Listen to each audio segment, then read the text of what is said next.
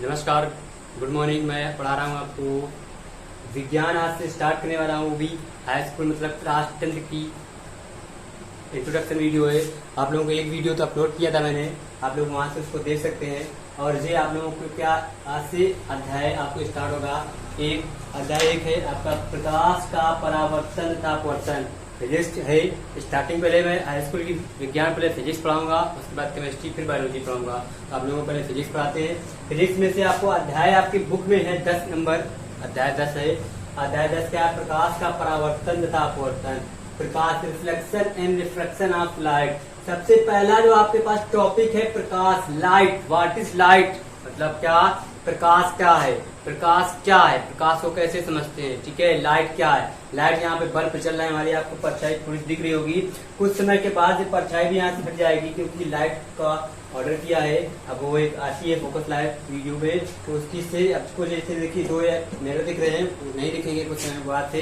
थोड़ा सा आपको एडजस्ट करना है। आज 2-4-5 वीडियो के बाद, वो भी तो 1-2 दिन के बाद ऐसी ऑर्डर आ जाएगी। तो जो लाइट है वो आपको फोकस यहाँ पे आएगा, तो ये परछाई हमारी हट जाएगी। ठीक है, तो उसी के अनुसार आप लोगों को क्या करना है। लाइट क्या है? अगर हमने अपनी आंखों, मतलब क्या, हम अपनी आंखों को अगर ऐसे बंद कर लें तो बंद करने पे हमें अपनी आंखों के बाहर हमें क्या अंधेला ही दिखता है, मतलब क्या हम देख नहीं सकते हैं। तो प्रकाश क्या है? प्रकाश हमको दिखाता है, ना कि हम खुद प्रकाश को देखते हैं। समझ पा रहे ना? तो प्रकाश क्या वो है जो हमको खुद को दिखाता है, ना कि प्रकाश स्वयं दिखता है। ये तो अपनी एक सिंपल लैंग्वेज जो हमने बनाई है वो है, मतलब प्रकाश को समझने का आपका तरीका है। प्रकाश अगर पूछ लिया है प्रकाश क्या है, आपको कोई मान लो कोई चीज नहीं याद है, तो क्या आप सिर्फ 2-3 वर्ड बोल सकते हैं। प्रकाश वो है जो हमको दिखाता है, ना कि हमारी आंखों को, हमारी आंखों से वो दिखाता है, ना कि वह स्वयं हमको दिखता है, वो प्रकाश कहलाता है। वैसे आपकी डिफिनेशन किताब में लिखी है, क्या लिखी हुई है आप लोगों को मैंने नोट्स में भी लिखा है प्रकाश वह विकिरण है जो कि हमारी आंखों को संवेदित करता है। प्रकाश वह विकिरण है जो कि हमारी आंखों को क्या करता है? संवेदित करता है। ठीक है, हमारी आंखों को संवेदित करता है, लिखा है इसमें, करता है, प्रकाश कहलाता है। मतलब हमारी आंखों से जो हमें क्या दिखता है वो प्रकाश कहलाता है। आंखें बंद कर लेंगे तो प्रकाश हमारा गायब हो जाएगा, अंधेरा ही दिखता है, तो प्रकाश नहीं होता। ठीक है, ये हो गया। फिर प्रकाश की आपको यहाँ पे वह प्रकाश वो है जो वह विकिरण है जो हमारी आंखों को क्या संवेदित करती है, प्रकाश कहलाता है। हमारे पास प्रकाश, आप बताते हैं प्रकाश की एक चाल होती है हमारे पास, जो हमारा सूरज की किरणें होती है वो कितनी स्पीड से आती है। प्रकाश की चाल जिसको बोलते हैं सी, 3 × 10⁸ मीटर पर सेकेंड की स्पीड से ये हमारे पास आती है। ठीक है, प्रकाश की जो चाल है। अब प्रकाश की एक तरंगदैर्घ्य होती है, प्रकाश की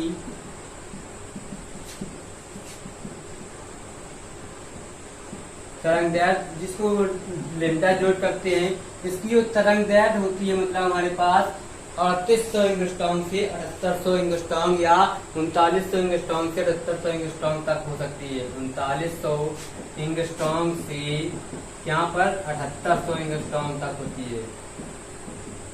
अब देखिए जो ए बना के ऊपर एक बिंदी रखी जाती है इसको बोलते हैं एंगस्ट्रॉम।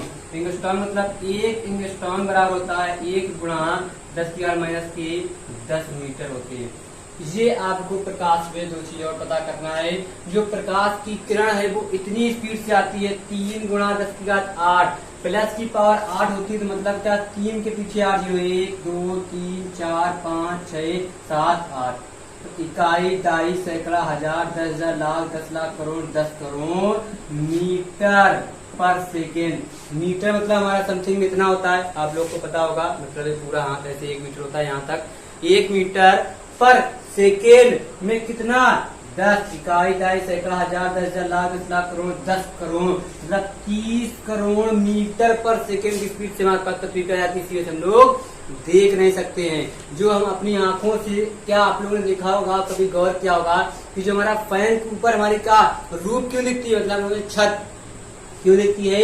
क्योंकि जो हमारी आंखें होती हैं, मनुष्य की आंखें, मनुष्य मतलब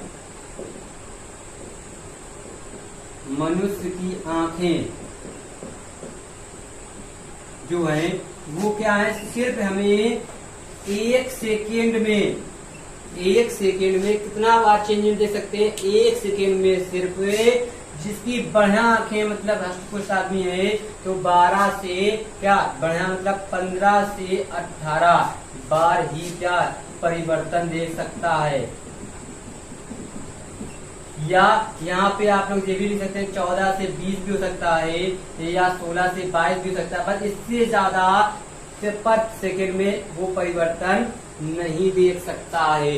इसी वजह से हमको, अगर आपके पास फैन है उस पर अगर रेगुलेटर लगा हुआ है तो आप देखिएगा रेगुलेटर को थोड़ा स्लो करते जाइए, जब तक आपको उसकी फैन की पर आपको दिख जाए तो समझ लेना वो इस रेंज में आप आंखों का आ गया, 1 सेकेंड में परिवर्तन, इतनी बार वो चक्कर लगा रहा है। ठीक है, इसी प्रकार अब तो एलईडी बल्ब आपके पास आ गए, डिजिटल बल्ब आ गए। पहले आपके पास जो बल्ब होते थे 200 वाट 100 वाट का, जिसमें हमारा का येलो कलर के मतलब हमारे पास येलो कलर के ऑरेंज कलर की जो रोशनी होती थी बल्ब, आपको 10 रुपए का भी मार्केट में मिलता है, तो वो जो बल्ब होता है वो 1 सेकेंड में 50 बार जल जाता है और 50 बार बुझ भी जाता है। कितनी बार बल्ब जो होता है, अभी आप लोगों को इसमें बल्ब आएगा, बल्ब भी पढ़ाया जाएगा। क्या बल्ब 1 सेकेंड में 50 टाइम्स क्या होता है, जलता है और 50 टाइम्स क्या हमारे पास बुझता भी है। तो दोनों काम होते हैं, इसी वजह से वो हमको क्या रोशनी एक नहीं चेंजमेंट नहीं देख सकते, वैसे उसमें क्या रोशनी में लगती रोशनी चल रही है, लेकिन वो बल्ब 1 सेकंड में 50 बार जलता है, 50 बार बुझता है, ये समथिंग में। ठीक है, कुछ 50 से कम ज्यादा भी हो सकते हैं, 60 और 40 का, लेकिन क्या होता है कि चेंजमेंट हम देख कितना सकते हैं सिर्फ इतना। तो ये था आपको लाइट और प्रकाश और आंख के बारे में बताया गया। अब आगे आपका नया टॉपिक देखते हैं क्या है आपकी बुक में। ठीक है,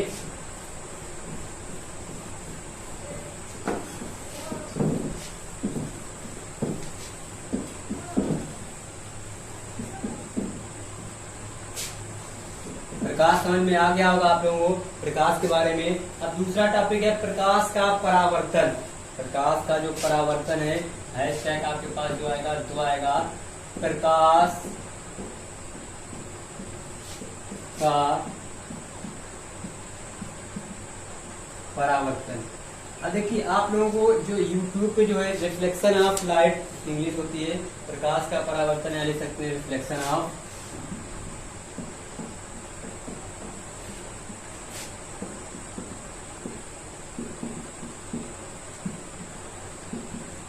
रिफ्लेक्शन ऑफ लाइट। प्रकाश का जो परावर्तन होता है वो क्या होता है, रिफ्लेक्शन ऑफ लाइट। इसको कैसे पढ़ना है, जो प्रकाश का परावर्तन है, परावर्तन मतलब हमारा एक भी लाइट है, देखिए हमारे पास एक मान लीजिए आप लोग छोटे अभी भी होंगे तो बाई चांस आपके पास वॉच होगी या शीशा होता है, मिरर होता है, तो ये हमने मान लिया क्या मिरर है M1 और ये M2 है हमारे पास, उसमें पॉलिश लगा दी गई है, पॉलिश। और अगर हमारा प्रकाश ऐसे इधर से इधर, मान लिया अगर आपतित किरण इस तरफ है, ये आपतित किरण अगर ये है तो जितने एंगल से आती है उतने एंगल से हमारे पास क्या होता है, परावर्तित हो जाती है, परावर्तित किरण। और ये अपने एक जो इसका जो नॉर्मल होता है इसको बोलते हैं अभिलंब। ठीक है, एन अभिलंब की ओर क्या झुक कर वो जैसे ही आप लोग ऐसे ऐसे वॉच करते हैं सूर्य के सामने, और उसकी जिसने अगर इधर से आया तो इधर रिफ्लेक्शन हो जाएगा, इधर से आएगा तो इधर रिफ्लेक्शन हो जाता है, वो जो रिफ्लेक्शन होता है वही हमारा प्रकाश का परावर्तन कहलाता है। तो आप लोग देखिएगा आज जाके, तो ये आपतित किरण जिस एंगल पे आती है उसी एंगल पे परावर्तित किरण आती है, तो इसी को बोलते हैं, यहाँ पे जो एंगल होता है वो होता है आपतित कोण, और यहाँ जो होता है उसको बोलते हैं परावर्तित कोण। ठीक है, परावर्तित कोण।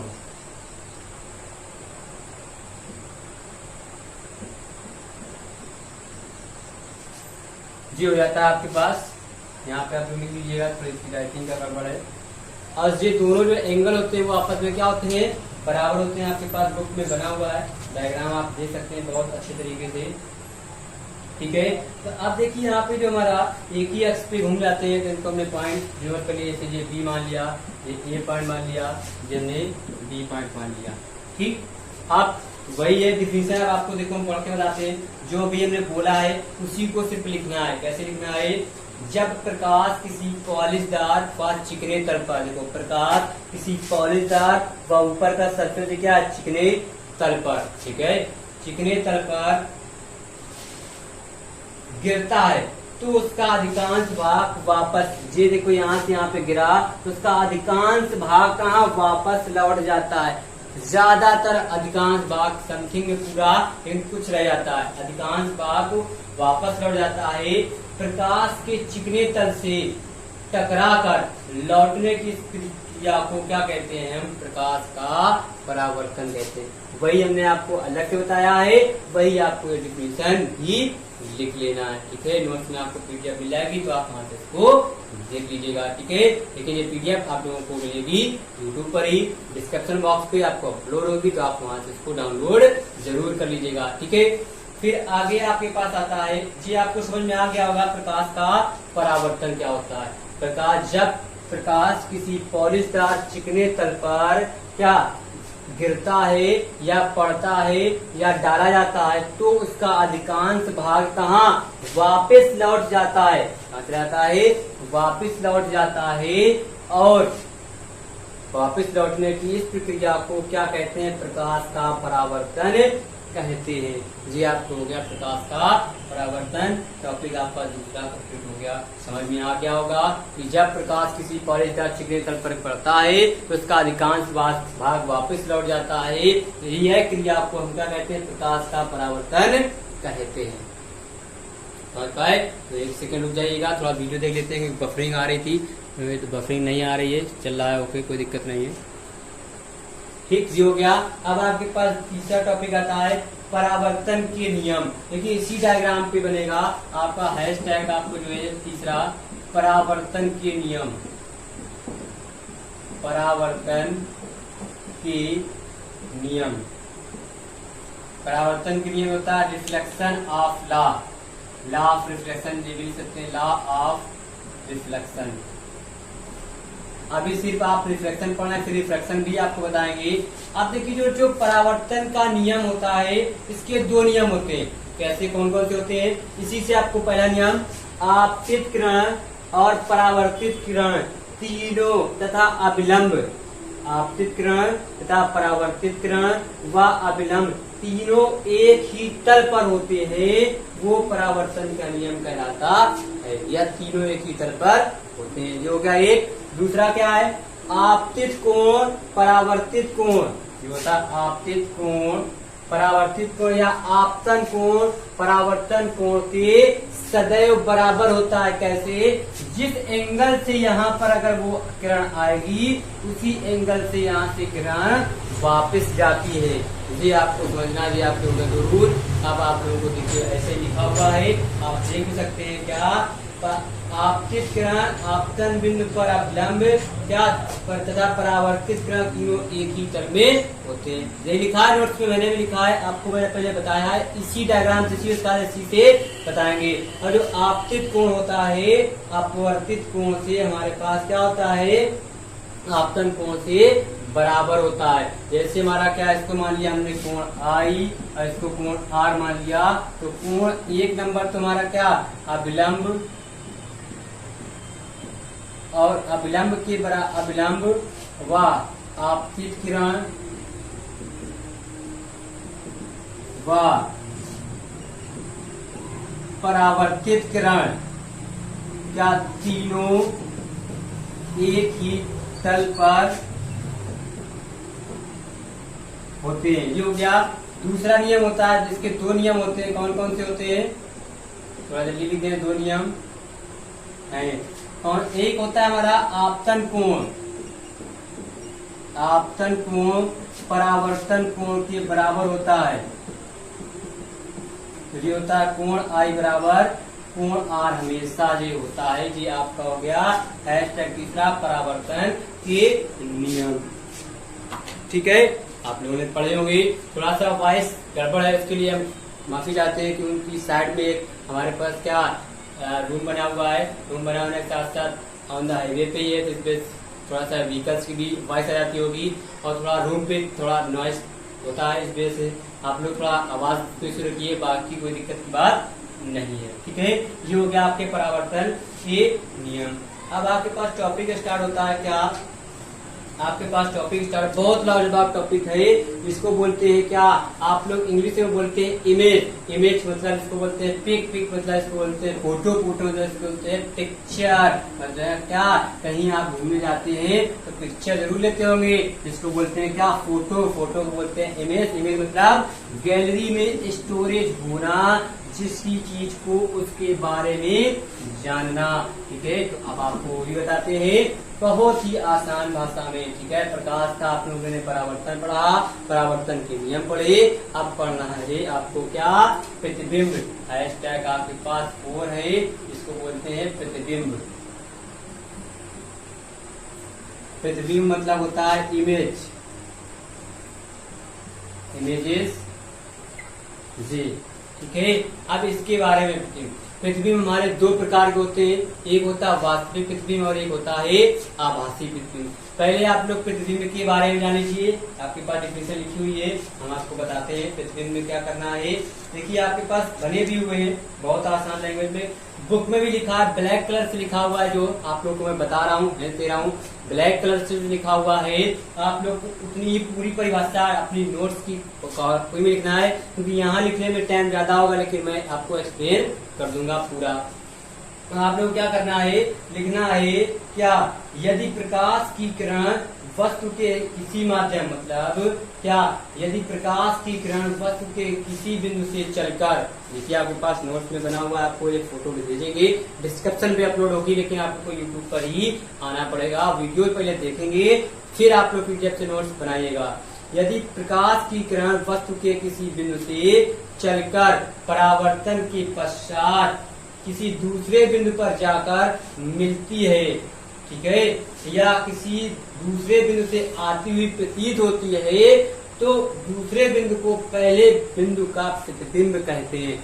मतलब क्या है, आपके पास यदि प्रकाश की किरण किसी वस्तु से किसी बिंदु से चलकर परावर्तन के पश्चात किसी दूसरे बिंदु से मिलती है, जैसे हमने मान लिया एक जे और एक हमारा, अब यहाँ से प्रकाश की किरण आ गई और यहाँ जाकर फिर दूसरे बिंदु पर यहाँ पर मिल गई आके आपके पास ऐसे, तो यहाँ पर जो मिलने की जो क्रिया होती है, यहाँ पर मिलेगी तो यहाँ से ऐसे फिर से हमारा रिफ्लेक्शन हो जाएगा।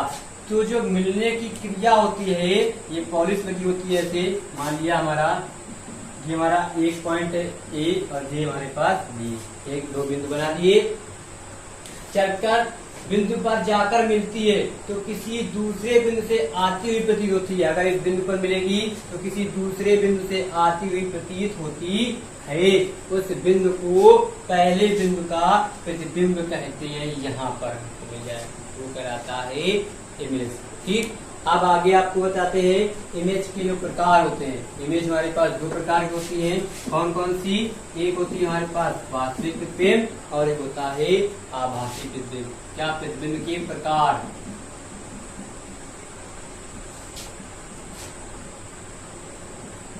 प्रतिबिंब के प्रकार जो होते हैं, टाइप्स ऑफ इमेज।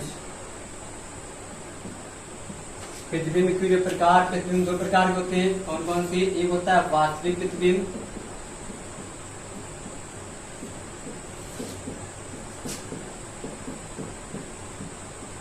और एक होता है हमारे पास आभासी प्रतिबिंब।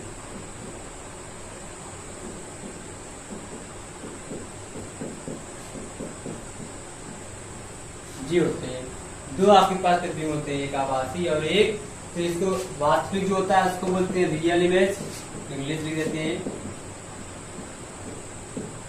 और इसको बोलते हैं वर्चुअल इमेज।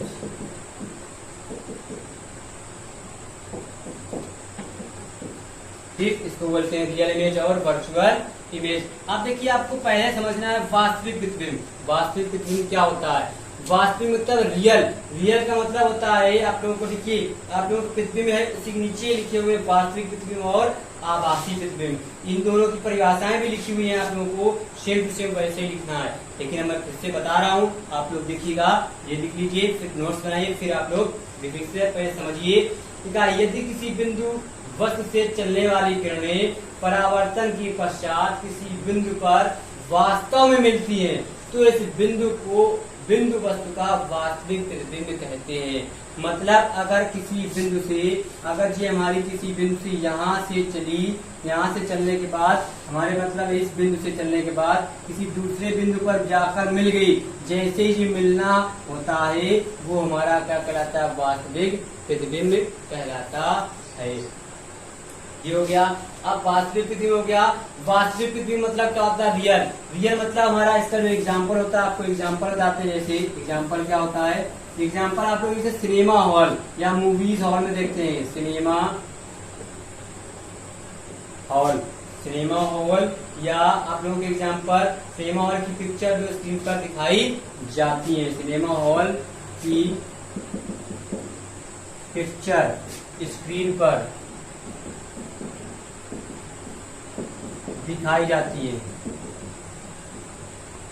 ये होता है हमारे पास एग्जाम्पल वास्तविक प्रतिबिंब का। आभासी प्रतिबिंब क्या होता है, आभासी प्रतिबिंब यदि बिंदु वस्तु से चलने वाली किरणें परावर्तन के पश्चात, आपको लिखा हुआ है, लिखी हुई है डिफिनेशन, आपको सिर्फ बुक परचेस करना है, क्योंकि मैं यहाँ पे लिखूंगा तो टाइम ज्यादा लगेगा, समझाऊंगा तो टाइम कम लगेगा। ठीक है, क्या लिखा है, यदि बिंदु वस्तु से चलने वाली किरणें परावर्तन के पश्चात किसी बिंदु पर वास्तव में मिलती हैं, वास्तव में मिलती हैं, तो वह इस बिंदु वस्तु का वास्तविक प्रतिबिंब कहते हैं। इसे क्या होता है, पर्दे पर नहीं लिया जा सकता है, वो कहते हैं हम क्या, इसे पर्दे पर नहीं लिया जाता है। जैसे हमारा जो प्रतिबिंब, इसमें हम जो आपको दिख रहे हैं, अगर हम यहाँ से साइड से हो जाएंगे तो क्या इसको पर्दे पर नहीं लिया जा सकता है। जैसे हमारे चेहरे का प्रतिबिंब, हमारे चेहरे का प्रतिबिंब पर्दे पर वहाँ मोबाइल पे आपको दिख रहा है, लेकिन क्या हम नहीं देख सकते हैं। ठीक है, जब फ्रंट का करेंगे तब तो देख लेंगे, वही एक मतलब है। क्या इसको क्या पर्दे पर लिया जा सकता है, यहाँ लिख सकते हो, इसका पॉइंट है, इसको पर्दे पर लिया जा सकता है और इसको पर्दे पर नहीं लिया जा सकता है। कौन, जी आभासी प्रतिबिंब को पर्दे पर नहीं लिया जा सकता है। अब देखिए यहाँ स्मार्ट बोर्ड नहीं है, तो यहाँ आपको सिनेमा हॉल की पिक्स में दिखा देता है, कुछ समय हमारा स्मार्ट बोर्ड भी आएगा। अभी धीरे धीरे प्रोग्रेस हो रही है, पहले मैं पढ़ाता था कॉपी में, अब पढ़ा रहा हूँ बोर्ड में, फिर कुछ समय बाद स्मार्ट बोर्ड भी आएगा। तो वहाँ पर आप लोगों को पूरा एक हॉल बना हुआ है, उसमें इमेजेस जो आती हैं, वहाँ पे जो हॉल पे होते हैं, सिनेमा हॉल पे बहुत सारे लोग होते हैं, अकेले हम ही नहीं देख रहे हैं, तो बहुत सारे लोग होते हैं। इस वजह से बहुत सबकी जो इमेज होती है वहां से आके आंख में आके फिर दूसरे फिर टकराती है, वो एक स्थिर इमेज फिर हम देखते हैं, वही हमारी क्या कहलाती है, वास्तविक प्रतिबिंब। और आभासी पर्दे पर नहीं लिया जा सकता है। ठीक, ये हो गया आपके पास प्रतिबिंब। अब आपके पास नया टॉपिक स्टार्ट होगा, तो ये आप लोग नोट कर लीजिए, कुछ समय 5 सेकंड का टाइम देते हैं, थोड़ा सा वीडियो देख लिए हम। ठीक है, ये हो गया आपके पास वास्तविक और आभासी। अब इसी में अगर तुमसे पूछ लिया जाए कि वास्तविक प्रतिबिंब और आभासी प्रतिबिंब में अंतर बताओ, अंतर भी आप बता सकते हो। क्या लिखना है, वास्तविक प्रतिबिंब एक तरफ डाल लेना है ऐसे बीच में, फिर एक ऐसे बीच में, यहाँ वास्तविक डाल लेना, यहाँ आभासी डाल लेना। ठीक है, आसी, इसको बोलते हैं वाव, सॉरी वास्तविक और आभासी। इनमें से आपको बताना डाल लेना है। तो पहले तो आप लोगों को एक एक पॉइंट जो लिखना है, यहाँ पे स्पेस पे क्या लिखना है, एक एक पॉइंट लिखना है, तुम्हें इनकी दोनों नोटिफिकेशन लिख देना। दूसरे नंबर पे क्या लिखना है तुम्हें, क्या इसको पर्दे पर लिया जा सकता है, क्योंकि ये क्या दर्पण के आगे बनता है, इसको पर्दे पर नहीं लिया जा सकता है क्योंकि ये दर्पण के पीछे बनता है। इतना आप लोगों को और लिखना है। ये हो गया आपके पास वास्तविक और आभासी प्रतिबिंब के अंतर भी अगर पूछे जाए तो भी आप लोग लिख सकते हैं। अंतर बेसिकली दो चीज पढ़ना, उनकी डिवीजन लिख देना, फिर उनका एग्जाम्पल लिख देना, वही हमारे अंतर बन जाएंगे। अगर मात्रा है तो मात्रा, बीमार तो बीमार लिख देंगी, सदिश आदेश अगर ये चीज होंगे तो लिख देना, नहीं बस ये हमारे अंतर बन जाते हैं, डिफरेंस। ठीक है, इसको बोलते हैं डिफरेंस। ठीक, तो अब जो आगे आपके पास टॉपिक स्टार्ट होगा, टॉपिक स्टार्ट करने से पहले आप लोगों से कहना चाहूंगा क्योंकि वो टॉपिक अब नेक्स्ट वीडियो में अपलोड होगा, मतलब उसको पढ़ाया जाएगा। क्योंकि अब जो आगे आएगा आपको दर्पण, तो दर्पण जो है थोड़ा सा अगर बताने पे कोई फर्क नहीं मिलेगा। मतलब दर्पण हमारे पास दो होते हैं, एक होता है अवतल दर्पण और एक होता है उत्तल दर्पण। अवतल दर्पण, कनकेव और कन्वेक्स मिरर। तो मिरर आपको समझना है क्या, एक होता है उभरा हुआ, उस पे एक अवतल और उत्तल, एक उभरा होता है, एक अंदर को दबा होता है। इन्हीं दोनों के बारे में पढ़ना है। फिर इनके क्या दर्पण की कुछ परिभाषाएं, मतलब ध्रुव, पोल, सेंटर, क्या मुख्य फोकस, प्रिंसिपल एक्सिस और क्या होता है वक्रता त्रिज्या होती है, इनके बारे में आपको आगे जानना है। तो वो चीज आपको नेक्स्ट वीडियो में बताएंगे। तो आज का वीडियो आपको कैसा लगा आप लोग कमेंट करके बताइएगा और वीडियो को जाते जाते लाइक जरूर कीजिएगा। साथ ही साथ अगर आप लोग पहली बार देख रहे हैं तो चैनल को सब्सक्राइब कर लीजिए और बेल आइकन को भी दबा दीजिएगा, जिससे आपको लेटेस्ट नोटिफिकेशन वीडियो आपके मोबाइल पर पहुंच जाएगी। तो कल फिर मिलते हैं, बाय बाय, नमस्कार।